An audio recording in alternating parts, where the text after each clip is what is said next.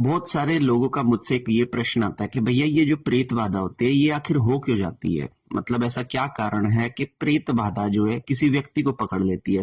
मैंने जितना भी अपना एक्सपीरियंस है मेरा इस फील्ड के अंदर, जितनी भी मैंने अभी तक चीजें और धाम और जो परेशान लोग देखे हैं जिनका मैंने ट्रीटमेंट किया है, मैंने यही चीज पाई है कि प्रेत बाधा उसी व्यक्ति को होती है जिसको देव दोष होते हैं। अब आप कहेंगे कि ये देव दोष क्या होते हैं और ये किस तरह से हो जाते हैं। पहली बात तो ये होता है कि कहते हैं कि जब हम किसी देवता को अपने घर में या फिर अपने किसी दुकान मकान फैक्ट्री में जहां भी हम देवता को जगह देते हैं, तो आपको क्या लगता है कि जब किसी घर के अंदर देवता बैठा है तो उस घर का आचरण भी देवताओं के अनुकूल होना चाहिए ना।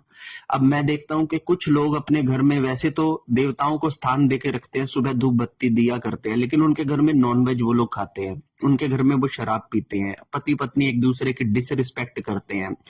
ठीक है, अपनी शादी से बाहर एक्स्ट्रा मैरिटल चलाते हैं, इस तरह की जो नीच चीजें वो लोग करते हैं। तो ऐसे में क्या होता है कि आपने घर में देवता को बिठा भी रखा है और आप पैरेलल ये दूसरे काम भी आप कर रहे हैं, तो आपको लग रहा है कि आपकी सेफ्टी है, लेकिन कहीं ना कहीं आप देव दोष के भागीदार बनते जा रहे हो और आपको पता भी नहीं लग रहा।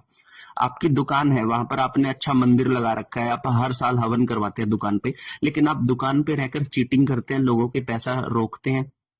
ठीक है, सामान महंगे में देते हैं, गलत सामान देते हैं, गलत इंफॉर्मेशन प्रोवाइड करते हैं, झूठा मतलब के भरोसा देते हैं किसी को। तो ये सारी चीजें जो होती है ना, ये काल की बुरी चीजें हैं। अब आपने प्रभु को बिठा लिया, आपने लक्ष्मी को गणेश जी को बिठा लिया और आप इस तरह का आचरण अगर व्यापार के अंदर कर रहे हैं, किसी का पैसा रोक के रखा है आपने, है ना,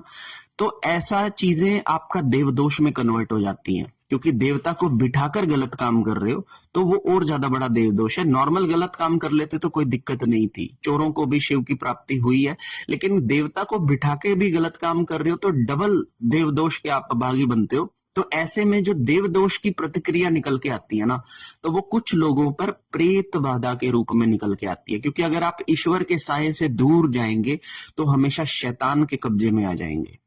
ठीक है। तो जो लोग भी गलत काम कर रहे हैं अपने घर के अंदर दुकानों के अंदर, तो मैं उनसे कहूंगा कि ऐसे काम आप ना करें, देव दोष के भागी आप ना बने, नहीं तो ये देव दोष का प्रतिरूप ही प्रेत बाधा है।